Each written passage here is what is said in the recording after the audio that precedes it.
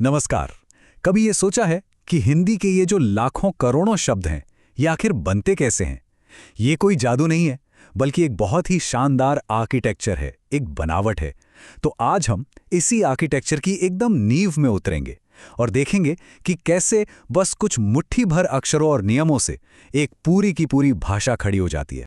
तो सबसे बड़ा सवाल यही है, ये शब्द आते कहाँ से हैं? क्या हर एक शब्द को किसी ने बैठकर बनाया था, या फिर इसके पीछे कोई गहरा सिस्टम, कोई छिपा हुआ विज्ञान काम कर रहा है? चलिए आज इसी रहस्य से पर्दा उठाते हैं।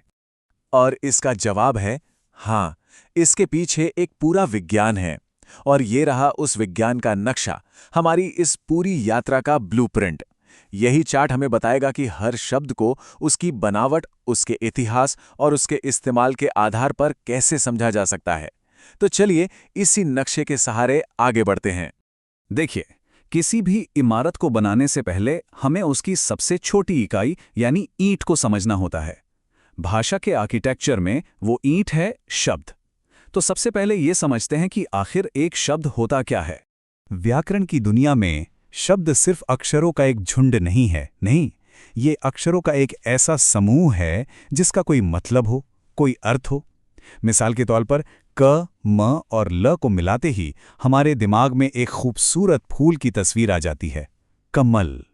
लेकिन इन्हीं अक्षरों को मकल कर दें तो कुछ नहीं, दिमाग बिल्कुल खाली। और बस यही है शब्द की असली पहचान, सार्थकता।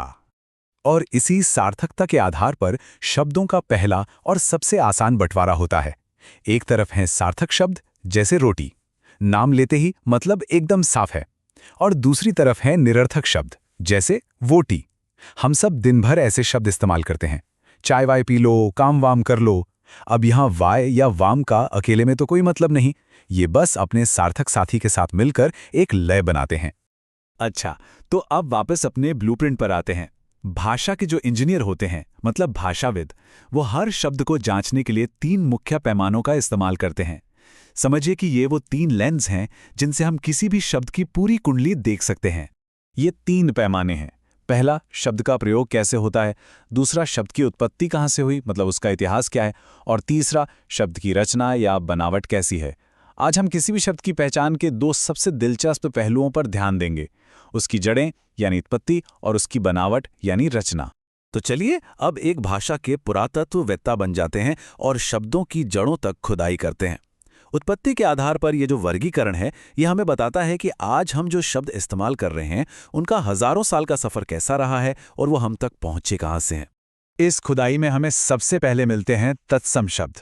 तत्सम का मतलब ही है उसके समान, यानी संस्कृत के समान। ये समझिए कि टाइम कैप्सूल शब्द हैं जो सीधे संस्कृत से बिना किसी भी बदलाव के हमारी भाषा में आ गए हैं, एकदम शुद्ध, अनछुए, जैसे अग्नि, सूर्य और ग्राम। लेकिन भाषा तो हमेशा बदलते रहती है ना। समय के साथ यही भारी भरकम तत्सम शब्द आम बोलचाल में घिसकर और बदलकर आसान रूप ले लेते हैं। इन्हीं बदले हुए रूपों को तद्भव कहते हैं।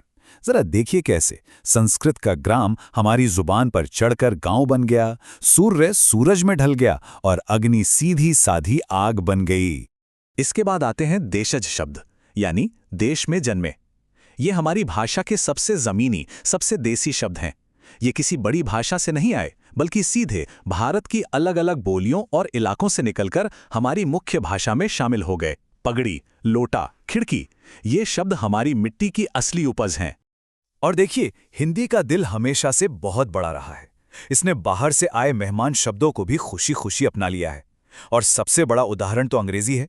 जरा सोचिए, क्या हम डॉक्टर, टेलीफोन या स्टेशन के बिना अपनी बात कह सकते हैं? ये शब्द अब इतने घुल मिल गए हैं कि बिल्कुल हमारे अपने लगते हैं। और ये अपनापन सिर्फ अंग्रेजी तक ही सीमित नहीं है। सदियों से फारसी भाषा का हमारी हिंदी पर बहुत गहरा असर रहा है। आज जब हम दुकान, कागज, सरकार या चश्मा जैसे शब्द बोलते हैं, तो हम असल में इतिहास की एक परत को छू रहे होते हैं। ये शब्द हमें फारसी से मिली एक खूबसूरत विरासत है। तो हमने शब्दों की जड़ों और उनके इतिहास को तो देख लिया। अब जरा माइक्रोस्कोप उठाते हैं और शब्द के अंदर झांक कर देखते हैं कि उसकी अपनी बनावट, उसका अपना आर्किटेक्चर कैसा है। ये वर्गीकरण हमें बताता है कि शब्द खुद कैसे बने हैं। बनावट के हिसाब से पहला प्रकार है रूढ़ शब्द। ये भाषा के परमाणु या एटम की तरह है, सबसे छोटी इकाई जिसे और नहीं तोड़ा जा सकता। अगर जल शब्द को तोड़ा तो ज और ल का कोई मतलब नहीं बचेगा। ये अपने आप में पूरे हैं। और इनके ठीक उलट हैं यौगिक शब्द, जो दो या दो से ज्यादा सार्थक शब्दों को जोड़कर बनते हैं, बिल्कुल लेगो ब्लॉक्स की तरह। जैसे विद्या और आलय को जोड़ा तो बन गया विद्यालय, यानी ज्ञान का घर। और फिर आता है तीसरा और सबसे दिलचस्प प्रकार, योगरूढ़। ये शब्द होते तो यौगिक ही हैं, मतलब दो शब्दों के जोड़ से ही बने होते हैं, लेकिन ये एक सीक्रेट कोड की तरह काम करते हैं। इनका मतलब इनके टुकड़ों के जोड़ से बिल्कुल अलग एक खास और पारंपरिक अर्थ निकलता है, जो सब जानते हैं। इसका सबसे क्लासिक उदाहरण है दशानन। इसका शाब्दिक अर्थ तो है दश यानी 10 और आनन यानी मुख, 10 मुख वाला। लेकिन जैसे ही कोई दशानन कहता है, हमारे दिमाग में किसी और के बारे में ख्याल ही नहीं आता, सिर्फ एक ही तस्वीर उभरती है, रावण की। यही है योग रूढ़ की शक्ति, एक शब्द जो अपने आप में एक पूरी कहानी बन गया है। तो हमने शब्दों के प्रकार तो समझ लिए, पर भाषा सिर्फ पुराने शब्दों का म्यूजियम तो नहीं है, ये तो हर रोज नए शब्द बनाती है। तो अब आते हैं सबसे रोमांचक हिस्से पर, शब्द बनाने की फैक्ट्री और उसके दो जादुई औजार, उपसर्ग और प्रत्यय। उपसर्ग वो शब्दांश हैं जो किसी मूल शब्द के आगे जुड़कर या तो उसका मतलब ही बदल देते हैं या उसमें एक नया रंग भर देते हैं। उप का मतलब ही होता है पास या समीप, तो ये किसी शब्द के पास आकर उसके एकदम शुरू में लगते हैं और एक बिल्कुल नया शब्द बना देते हैं। जरा एक उपसर्ग की ताकत देखिए। मान लीजिए हमारे पास उपसर्ग है प्रति। जब ये एक से जुड़ता है तो बनता है प्रत्येक, यानी हर एक। जब ये कूल से जुड़ता है तो बनता है प्रतिकूल, मतलब उल्टा या विपरीत। और जब ये निधि से जुड़ता है तो बनता है प्रतिनिधि, मतलब किसी की जगह पर। देखा, एक ही प्रति ने कैसे तीन बिल्कुल अलग अलग मतलब वाले शब्द बना दिए। कमाल है ना? और अगर उपसर्ग शब्द का इंजन है जो आगे लगता है, तो प्रत्यय उसकी टेल लाइट है जो पीछे लगता है। ये वो शब्दांश हैं जो किसी शब्द के आखिर में जुड़कर या तो उसका रूप बदल देते हैं या उसका मतलब। यहां देखिए, लिख जो एक क्रिया है, उसमें आई प्रत्यय जुड़ते ही वो लिखाई बन जाता है, जो एक संज्ञा है। बच्चा शब्द में पन जुड़कर बचपन बन जाता है, एक अवस्था।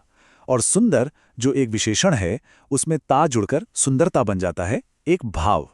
ये छोटे छोटे जादुई टुकड़े भाषा को कितनी गहराई और कितनी विविधता देते हैं। तो आखिर में हम वापस अपने आर्किटेक्चर पर आते हैं। हमने देखा कि शब्दों का निर्माण कोई अंधी गली नहीं, बल्कि एक खूबसूरत और लॉजिकल सिस्टम है। कुछ 100 मूल ईंटों यानी शब्दों और कुछ नियमों, मतलब उपसर्ग प्रत्यय का इस्तेमाल करके हिंदी भाषा हजारों लाखों शब्दों की एक शानदार इमारत खड़ी करती है। अब अगली बार जब कोई हिंदी शब्द पढ़ा या सुना जाए तो एक पल के लिए रुकना बनता है।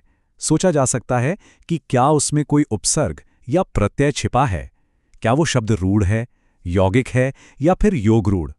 भाषा का ये रोमांचक खेल अब शुरू होता है और इसके नियम अब हम सब जानते हैं।